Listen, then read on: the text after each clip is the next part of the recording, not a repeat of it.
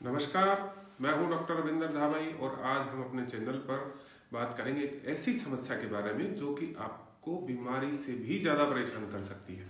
और वो है जब हम पिंपल्स या मिलाज़्मा की दवाई डॉक्टर से लिखवा कर लाते हैं और उसके 2-3 दिन में ही हमारा चेहरा एकदम लाल हो जाता है, जलन होने लगती है और चेहरा सूज जाता है।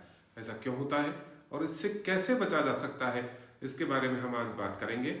सबसे पहले जब भी किसी चिकित्सक के पास जाएं तो उससे दवाई लगाने का तरीका जरूर पूछें, क्योंकि हर दवाई की मात्रा और उसका लगाने का तरीका जो है वो भिन्न हो सकता है।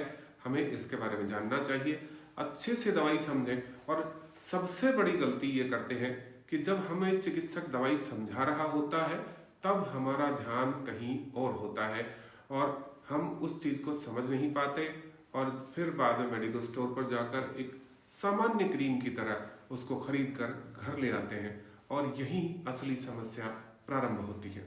क्योंकि जैसा मैंने पहले बताया कि हर दवाई को लगाने का तरीका और उसकी मात्रा जो है बिल्कुल भिन्न होती है, उसे भली प्रकार से लगाया जाना चाहिए। जब डॉक्टर आपसे कहता है कि आपको दवाई हल्के हाथ से लगानी चाहिए तो उसका मरीज क्या मतलब निकालता है वो आप यहाँ देख सकते हैं। जब पेशेंट को बोला जाता है कि आपको हल्के हाथ से लगानी है, इसका मतलब वो जितना हम टूथपेस्ट करते हैं उतनी दवाई लेता है और धीरे से जहाँ जहाँ फुंसियाँ होती हैं उसके ऊपर दवाई लगा लेता है। अब आप देख सकते हैं कि इसकी क्वांटिटी बहुत बढ़ गई है। एक दूसरा गलत तरीका क्या होता है कि ये दवाई हम दोनों हथेली पर लेते हैं और उसको फैला लेते हैं।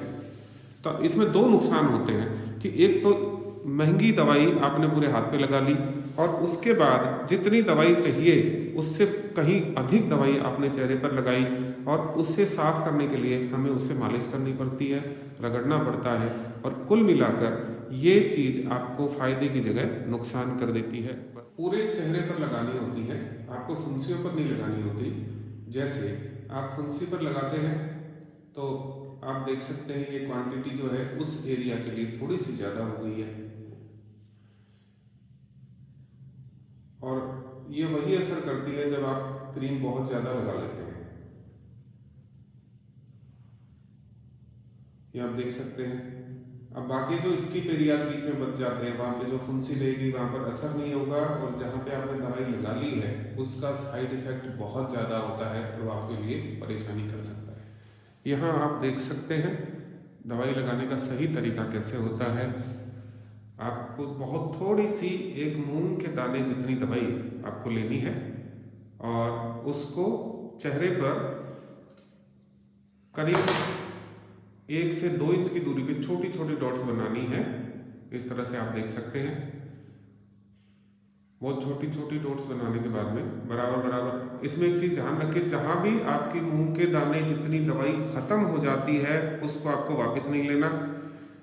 इसके बाद आप बहुत हल्के हाथ से इसे तेल की तरह पूरे चेहरे पर फैला लें। ध्यान रहे आपको मालिश बिल्कुल नहीं करनी है क्योंकि ये दवाई अंदर स्किन में पेनिट्रेट कर जाती है और उसका असर डबल हो जाता है। इसको आप अच्छे से लगाएंगे, जहाँ कुछ जगहों पर अगर लगी हुई है उसको आप ठीक से साफ करेंगे और पूरे चेहरे पर आप इसको लगा लेंगे। यहाँ देख सकते हैं। अब इसके बाद आप मरीज किस प्रकार से उस दवाई को लगाता है आप देखिए। यहाँ हमने देखा कि दवाई का सही उपयोग करने के लिए उसे ठीक प्रकार से लगाना बहुत ज़रूरी होता है, तभी इसका असर होगा और उसका साइड इफेक्ट ना के बराबर होगा।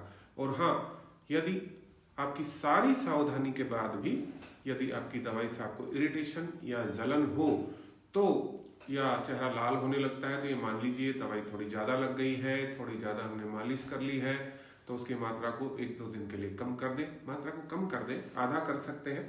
और फिर भी यदि आपको जलन हो तो उसमें थोड़ा बहुत मॉइस्चराइजर वगैरह मिलाकर आप लगा सकते हैं। और यदि फिर भी आपकी समस्या हल नहीं होती है तो उस दवाई को रोक दें और अपने चिकित्सक से जाकर मिलें। तो इस प्रकार यहाँ हमने देखा कि हम अच्छे से अगर दवाई लगाते हैं, अच्छी सही मात्रा में यदि दवाई लगाते हैं तो आपकी दवाई का असर अच्छी तरह से होता है और आपकी दवाई लंबे समय तक काम करती है, उसके साइड इफेक्ट नहीं होते और उसका असर जो आपको चाहिए वो आपको प्रॉपर तरीके से होता है। मुझे लगता है मैंने आपको अपनी बात ठीक से कही है, आपको बिल्कुल समझ में आई होगी दवाई कैसे लगानी है। अगली बार इस प्रकार की कोई भी समस्या आपको हो तो आप कमेंट बॉक्स में लिख सकते हैं, हम आपको इसके बारे में अच्छे से जानकारी जरूर देंगे। धन्यवाद, नमस्कार।